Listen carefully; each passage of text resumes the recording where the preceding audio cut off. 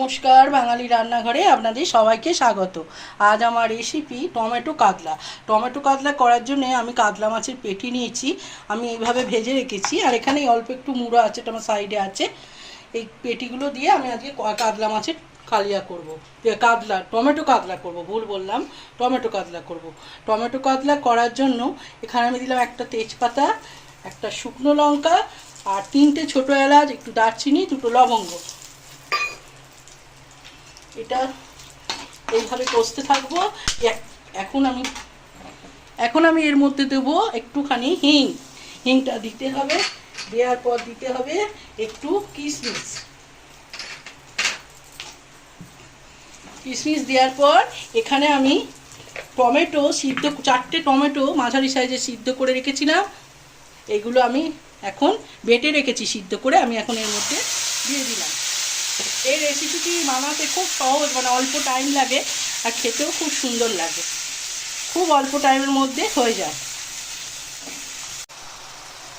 এর মধ্যে আমি এখন দেব, টমেটোর কাঁচা গন্ধটা চলে গেছে, 1 চামচে রসুন বাটা আর অল্প একটু জিরে আদা বাটা। এটা আমি এখন এর মধ্যে দিয়ে দিলাম। দেওয়ার পর একে একে আমি সব মশলাগুলো দিয়ে দেবো।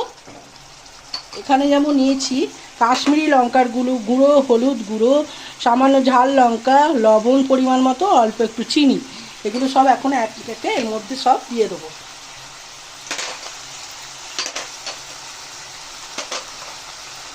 দিয়ে আমি ভালো করে এখন মশলাটা কষাবো যতক্ষণ না এর মধ্যে থেকে তেল ছাড়ছে। আপনাদের আমি দেখালাম না, কাতলা মাছগুলো মশলাটা কষানো হয়ে গেছিলো, আমি শুধু দিয়ে দিয়েছি। দেওয়ার পর এটা আমি এই 2-3 মিনিট মতন ভাপে রেখে দেবো। 3 মিনিট পর আমি ঢাকনাটা খুললাম, আমার সম্পূর্ণ রেডি হয়ে গেছে টমেটো কাতলা। এই রেসিপিটা একবার বাড়িতে করে আপনারা খেয়ে দেখবেন, খুব ভালো লাগে, পোলাও বা আপনার ভাতের সাথে খুবই ভালো লাগবে। আর যদি ভালো লাগে একটা লাইক, শেয়ার, কমেন্টের জন্য অনুরোধ রইল। চ্যানেলটা সাবস্ক্রাইব করবেন যাতে নতুন নতুন রেসিপিগুলো আপনাদের কাছে পৌঁছাতে পারে। ভালো থাকবেন, সুস্থ থাকবেন, ভালো খাবার খাবেন।